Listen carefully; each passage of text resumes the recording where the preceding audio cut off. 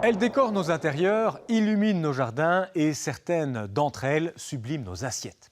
Aujourd'hui, nous nous plongeons dans l'univers de Marguerite, une jeune cultivatrice de fleurs comestibles à Nivelles. Notre équipe est allée à sa rencontre pour lever le voile sur les coulisses de cette activité hors du commun qui dépend bien entendu de la météo et des aléas saisonniers.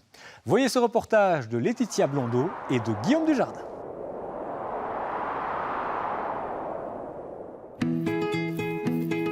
Marguerite porte bien son nom. Cette ex-juriste de 30 ans s'est récemment reconvertie dans la culture de fleurs comestibles. J'avais envie de travailler dehors, d'avoir un rapport plus proche avec la nature. J'ai commencé dans le maraîchage, donc dans les légumes. Et en fait, je me suis rendu compte que c'était difficile pour une femme parce que c'est assez lourd comme travail. C'est des plantes qui sont annuelles. Donc chaque année, il faut recommencer tout son jardin. Puis même au niveau du poids des légumes, des récoltes, c'est très très lourd. Donc c'est un travail qui est assez conséquent.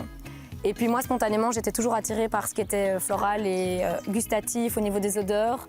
J'avais une attirance très forte, donc petit à petit, de fil en aiguille, je me suis retrouvée dans les fleurs et dans les aromatiques.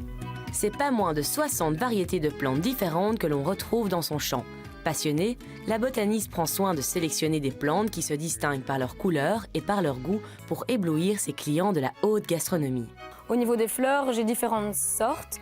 Soit celles qui sont issues de plantes aromatiques, donc je vais par exemple laisser l'origan, le thym, le romarin monter en fleurs, parce que du coup là on a l'arôme de la plante plus la fleur, donc ça ajoute quelque chose. Ou alors j'ai des plantes que je vais mettre exclusivement pour la fleur. Et puis alors on a les aromatiques qui sont non seulement décoratives, mais qui en plus vont ajouter vraiment des arômes et de la saveur au plat. Marguerite goûte régulièrement les fleurs afin de s'assurer de leur qualité avant de les fournir à ses clients. Parmi ceux-ci, on compte des restaurateurs étoilés, des traiteurs et des chefs particuliers. C'est le cas de Martha. Alors, qu'est-ce que tu as Ça dépend. T'as prévu quoi ce soir? Alors, en entrée, œufs champignons. Ouais. Donc déjà, qu'est-ce qu'on pourrait prendre pour ça? Œufs champignons. Je pourrais avoir de la capucine. Elle est en bonne floraison pour le moment et elle a pas mal de lumière. En fait, elle s'est croisée, donc elle est super colorée. Ok. Et ça pourrait pas mal le faire avec des œufs. Puis c'est des couleurs assez automnales, donc avec les champignons, ça irait bien. Ouais, très bien, super. Ok. Les chefs doivent composer avec les fleurs qui sont présentes dans le champ. La production de celles-ci n'est pas stable. Très sensible, elle fluctue avec la météo. Ici, on a une conséquence de la sécheresse en juillet, c'est que mes cosmos sont directement montés en graines. Donc j'ai plus eu de fleurs parce qu'il faisait tellement sec que la plante était en mode survie. Et puis quand l'humidité est revenue, les graines sont retombées par terre et j'ai de nouveau une production de fleurs. Autre élément auquel Marguerite doit faire attention, c'est les abeilles. Les abeilles, là, elles vont butiner en fait mon nectar. Donc moi, a priori, je suis censée prendre les fleurs qu'elles n'ont pas encore butinées. Donc c'est pour ça que c'est important dans ce genre de fleurs-là de faire des cueillettes assez régulières. Parce que si je les laisse, elles vont s'assécher, elles ont été butinées. Avant que les abeilles n'en fassent leur miel, Marguerite cueille les sauges d'ananas. Destination le restaurant du chef étoilé Yves Matagne.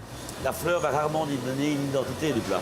Elle va amener quelque chose et amener un parfum et sa couleur, sa légèreté, voilà. Pour réussir le mariage entre les fleurs et les plats, le chef prend en compte l'aspect visuel et l'aspect gustatif pour obtenir une parfaite symbiose. Ceci, c'est un petit goût d'ananas, donc pourquoi pas amener ça sur un dessert plutôt, vous voyez. Ou alors une entrée légèrement aigre-douce. Ça va très bien avec l'ananas, tout ça. Non, c'est bon. Là, ça a beaucoup d'acidité, ça va très bien avec mon dessert banane. La petite fleur que je vais mettre dans mon dessert banane, ça va très bien, on va rester dans les jaunes. Un dégradé de jaune. Pour apporter une touche florale, le cuisinier doit donc faire preuve de créativité. Mais bon, le problème, c'est que ces fleurs-là, elles ne sont pas tout le temps là. Donc c'est quand elle vient avec des fleurs qu'on peut choisir.